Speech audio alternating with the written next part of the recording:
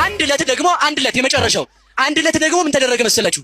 የእመቤታችንን ዝክር የምትዘክር አንዲት ሴትዮ ዝክሯን ስትዘክር ልጇን የ3 ወር አካባቢ ልጅ ነው ትታው ወጡ እየተሰራ ያ ልጅ ጅብ ገብቶ ልጁን ይዞት ሄደ።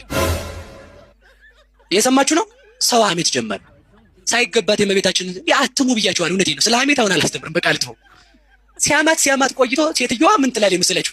ልጅሽን ጅብ ወስዶታል እኮ አትፈልጊም ሲሏት እመቤቴ ታውቃለች። እስኪ በሉላችሁም እመቤቴ በሉ ታውቃለች። ማን ያውቃል? በቃ እመቤቴ ታውቃለች።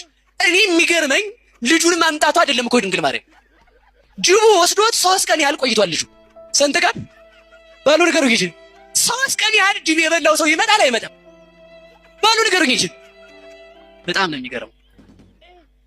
ከዚያም በኋላ ዝክሯን ከጨረሰች በኋላ ሄዳ ከእመቤታችን ስዕለ አድኅኖ ላይ የጌታን ስዕል ይዛ ቆርጣ በመቀስ ወስዳ በሳጥን አስገብታ በሽቶ አድርጋ ልብሱን አልብሳ እመቤታችንን አልቅሳ ልጄን ካላመጣሽ ልጅሽን አልሰጥሽም ብላ ቤቷን ሄደች። የሰማችሁ ነው። ልጄን ካላመጣሽ በልስ ምንሽን አልሰጥሽም። እንዲህ ያለ እኮ ይቻላል። በእመቤታችን ማንችለው የለን።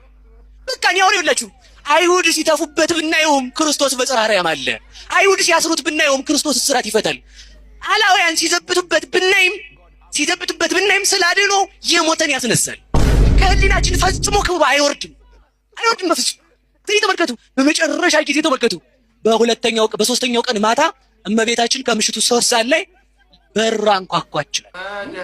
የማንን ንገሩኝ እንጂ ምን ይዛ ይመስላችኋል? ባሉ ንገሩኝ እንጂ ጅብ በልቶታል አልበላውም?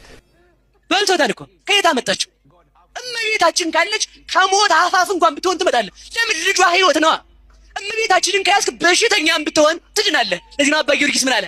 ጽኑ በሽተኛ ስለሆንኩ ወደ ጽኑ መድኃኒት ተጠጋኋል። ጽኑ መድኃኒት ማናት? የመድኃኒት ቦታ ድንግል ማርያም ናት።